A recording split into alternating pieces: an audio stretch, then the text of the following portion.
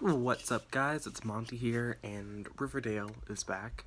So that means that I am back, but also I was at camp again. So the whole internet thing, it is a thing. So here we go. Riverdale's back, Star's also back, and Dynasty the Reboot has premiered on CW. So today we're just gonna go through all three shows, general thoughts. Timestamps will be down below, and then hopefully starting next week, then each individual show will get their own little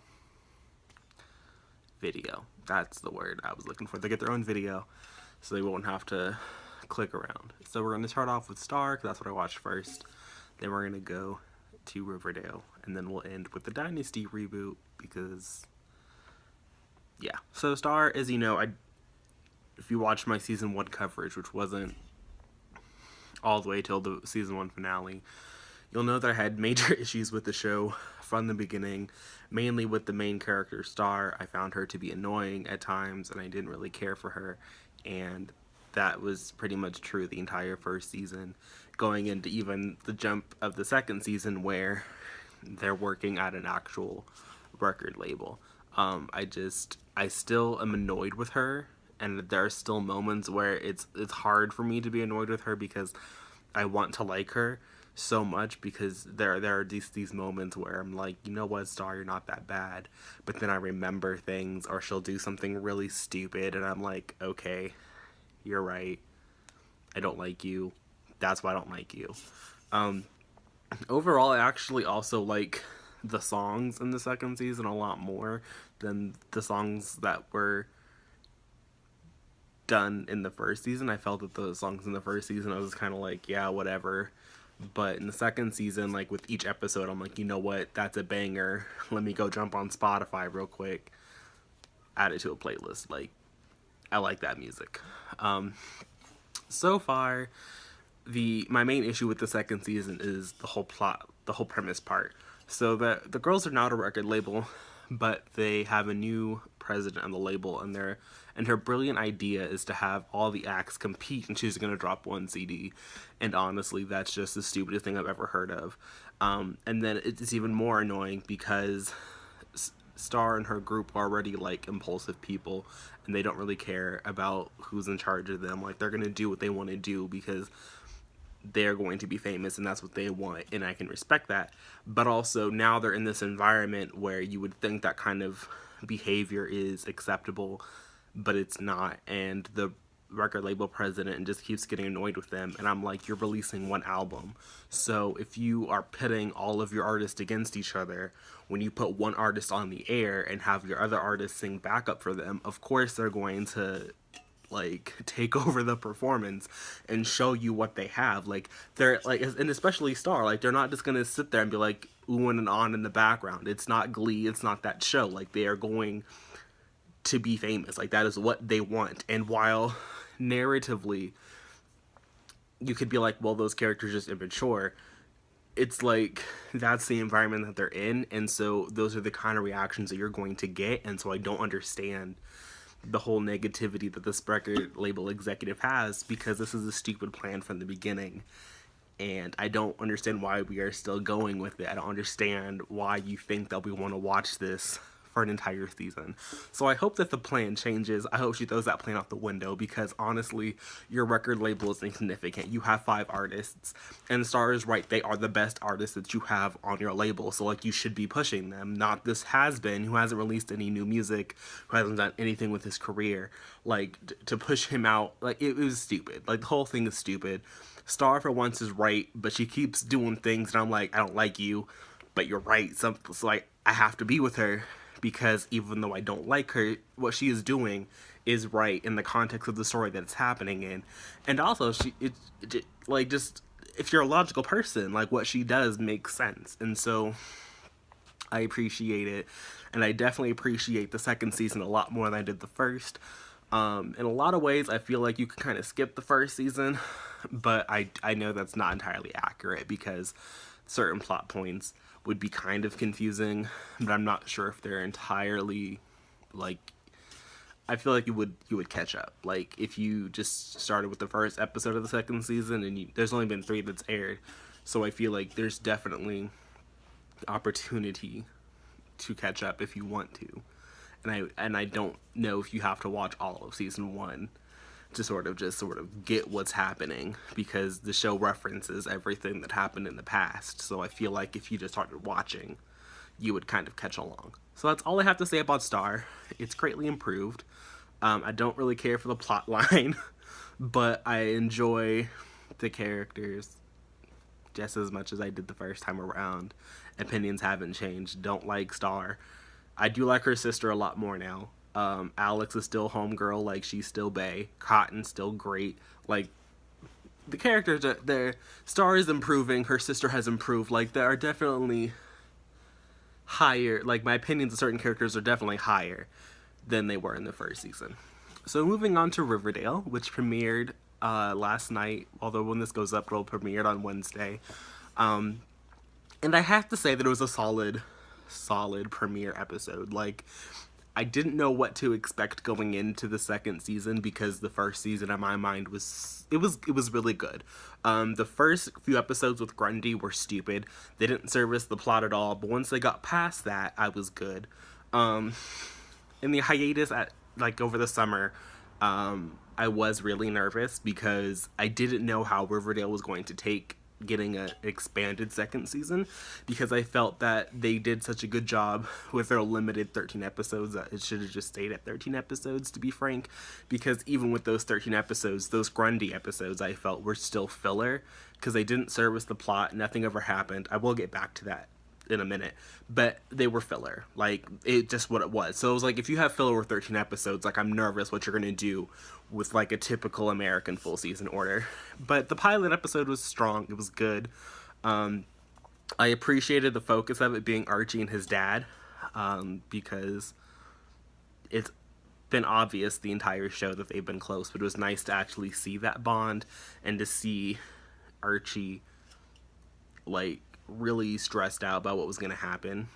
It was nice to see everyone else sort of not come around, but like to be there for him. Like it wasn't surprising that they were there for him, but it was still nice to see that. I do have a gripe that I want to get out right now, and I did not like Riverdale General Hospital.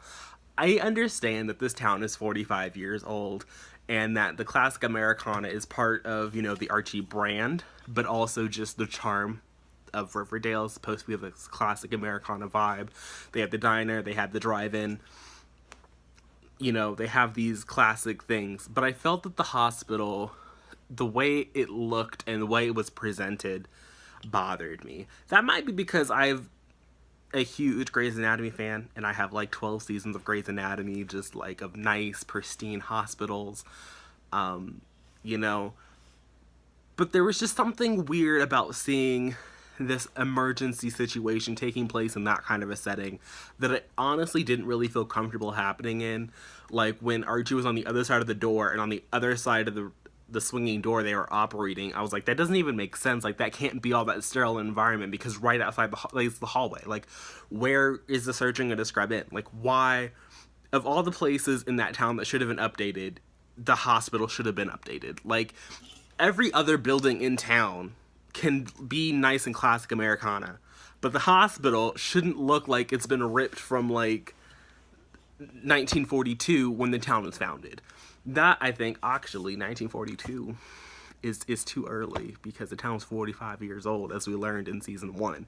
So like it bothered me. It bothered me that the doctors weren't wearing like scrubs. They were wearing like some weird, like something you would see in an old-time asylum movie. Like, the whole aesthetic of the hospital just didn't gel with me. It didn't gel with me. It gelled in the context of the show, and I can respect that, but me personally as a viewer, I thought that of everything in Riverdale that should have been updated, it should have been that. That's my only real concern with that episode. It's the only thing I didn't like. I never really felt that Archie's dad, that Fred was going to die. I just felt that it would be kind of a waste of Fred's character to have him die when they did so much to build him up in the first season, and that's one of the things I liked about Riverdale, is that they treated the adult characters just as well as the kid character, like the teenage characters, our teenage protagonists that we're meant to follow. Like a lot of TV shows that are aimed at young adults that feature teenage characters, they don't really do that. The parent kind of goes off and does their own thing, and you'll see them in the periphery. But there was definitely the adult parent storyline in season 1, and then there was the kid storyline, and they just kind of converged, and it was great, and I appreciated that. So I never really felt that that Fred was going to die, at least in this episode. He could still die at some other point in the show's run, but I didn't think that's what they were going to do. The longer the episode went on, the more nervous I did get that maybe they were going to kill him and I was going to be stuck with his mom, because I really hate Molly. She's a decent actress. She's really successful. She's been around forever and a day. I personally don't care for her. It would have been really hard for me to watch the show if she was going to be on it every week. So I'm really happy I don't have to make that decision. I mean, she could still come back. I'm sure she'll make another guest appearance at some point in the season. But I'm just happy that Luke Perry will be around, that he didn't die. I found that his little death sequences, not death sequences, but the dream, I don't want to call them dream sequences, but essentially that's what they were. I thought those are great. I appreciated them just because I do really appreciate me some Archie and Veronica. That is a love I can get behind. It made me really happy inside.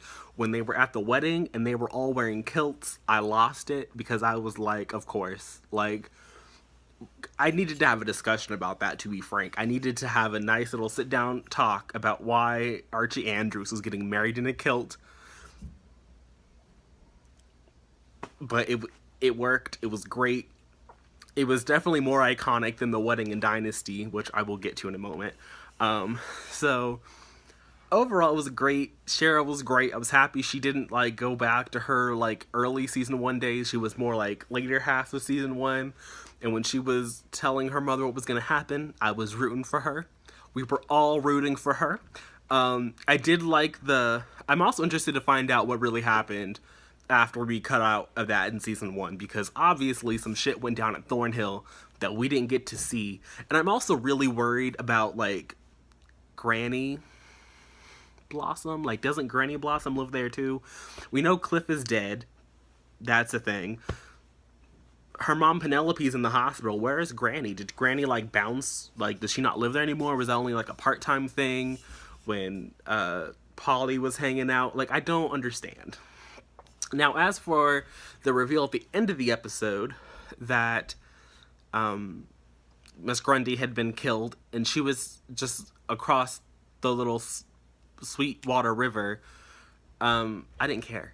I was super fucking happy that she died, to be frank, and I've never been happier for a person to be dead in my entire existence, because her whole plotline in season 1 was stupid. And if she's in more of season 2 and, like, some weird flashback sequences, I'm not here for it. I think it was bad enough that she didn't even try to leave the state. She literally drove across a fucking bridge and just parked her little pedophile ass down in the next town over. Like, this is why I thought that was so stupid in the end of the first, not the end of the first season, but the beginning of the first season when she was in the show. Because I was like, there has to be ramifications for her character. Like, there should have been something. There should have been something more for her, because she just went to literally not even, like, 20 miles away. Like, literally across the river. Like, right across the river. Just, boop, like 10 minutes away. She got in her little car, drove 10 minutes to the next town, bought another house, just moved on in, and ain't no one in Riverdale know, because ain't no one in Riverdale care about the town across the river. Like, it was all bad. So when she got killed by whoever was trying to kill Fred Andrews, I was like, go for it. Like, and I don't understand how you're supposed to, like, feel bad for her, feel shocked. I thought it was weird that she was described as a major character by Elle.com. I was like, Elle.com, she is not a major character. She's irrelevant. She has always been irrelevant. She should have been a major character, because I know that, you know, the old Grundy, like, who's actually old, who they killed off in season 1. So this new Grundy could take her, you know, identity, is a major character in the comics. But this Grundy, she's irrelevant. She's always going to be irrelevant. She never had a semblance of relevance besides being a child molester. So, bye. And now we're gonna go talk about Dynasty, which is my new favorite trash TV show. And honestly, if it wasn't for the lead, Elizabeth, as Fallon Carrington, I would not be watching the show. If it wasn't for her and for the butler, Anders, I remember the actor's name, but he played Mr. Mead, like the old Mead, like who founded Mead Publications over on Ugly Betty. I probably wouldn't care about this show at all, and I probably wouldn't have watched it. But her character was great. Fallon's character, I think, is great. I'm excited for her. I didn't like the stepmom because it was just, I felt that the pilot was trying to do too much in one episode. It didn't feel rushed while I was watching it, but when I look back, like, it was definitely, there was a lot of moving parts, and they all worked, but there were a lot of plot points that when they hit, it felt weird. Because there's a scene where Fallon is having dinner with the family after she comes back, and she's talking about how her dad manipulated her because her brother got to go talk to this person who she found out, like, he was selling his company. She did all, like, that was her thing for their company to acquire this other company. And then her dad sent her brother to go do it. And she was like, the fuck is this? But, you know, that's how it is in her family. And so when her stepmom saw her, like, storm off or whatever, she was like, yeah, that's what you do. You manipulate people. And then she stormed off. Like, her and Fallon had this moment where they were in agreement on this thing.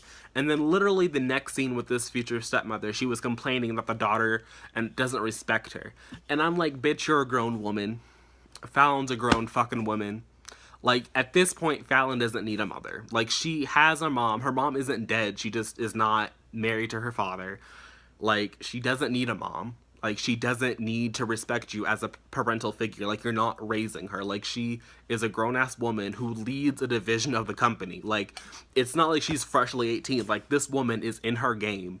She is the best. Like, she is obviously good at what she does. Like, she does not need to come home to you and be like, hey, mommy, like, let's talk about, like, no, that doesn't need to be a thing that happens. But also, it was just, it's a fucking cliche. Like, every time there's a parental step figure thing going on, people want to bring up, like, oh, they don't respect me as their mom, they don't see me as their mom. Like, why is it so important for you to have this grown woman view you as their mom? Like, you were probably, like, not that much older than her, like, 10 years max. Like, I don't understand this need that you have. I don't personally get it. I didn't think that the actress was all that convincing as she stood there in her silk robe, and I don't blame her for wearing the silk robe. Like, that's just what that character is going to wear. Like, that's what that type of character wears in this scene. Like, this is a cut and paste scene that we've seen 300 million times. We're going to see it 300 million times more, but it just felt unnecessary here because 3 seconds ago they had this ground that they were agreeing on. Like, they were standing on common ground. Obviously, Fallon was annoyed that her dad was going to get married to you because you've been dating for 3 months. He's never mentioned you exist at all. Like, that's the other trope. The mystery woman that you're going to be married to because you're fabulously wealthy and you've been dating for 3 months, and she's probably going to be a gold digger, or someone's going to think she's a gold digger, and maybe she is, maybe she's not. I don't know. I don't care. Because it's not important for me to have this other character who's a grown adult view you, another grown adult who's like 5 years older than her, as a mom. Like, it didn't make sense. It felt forced. It was like, this is the scene that happens and this kind of a thing, so we're going to include it, but it doesn't feel organic to the story.